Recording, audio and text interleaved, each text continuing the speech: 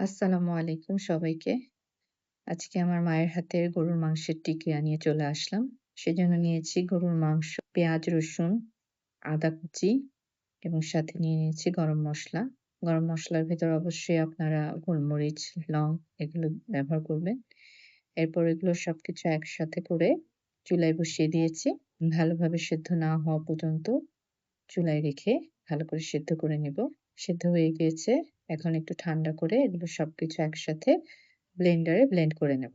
এবং আরেকটা চুলাতে আমি ছোলার ডাল ভালো করে ধুয়ে সেদ্ধ করে দিয়ে নিয়েছি। সেদ্ধ হয়ে গিয়েছে। এটাকেও একটু ঠান্ডা করে একটি ব্লেন্ডারে নিয়ে ব্লেন্ড করে নেব।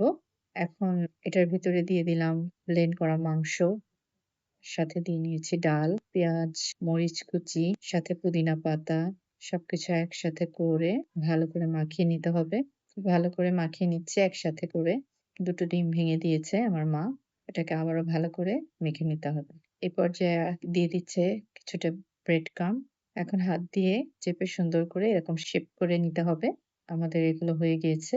এখন একটা কড়াইয়ে তেল গরম করে সেগুলোকে আমরা ভেজে নেব। দেখতেই পাচ্ছেন সব তেল গরম হয়ে গেছে। মাঝে একটু ওলটপালট করে দিচ্ছি। ভাজা হয়ে গিয়েছে। দেখেন কি মুচমুচে সুন্দর হয়েছে। খুবই সহজ এবং খুবই মজার। আপনারা চাইলে এভাবে বানাতে পারেন। সবাই ভালো থাকবেন।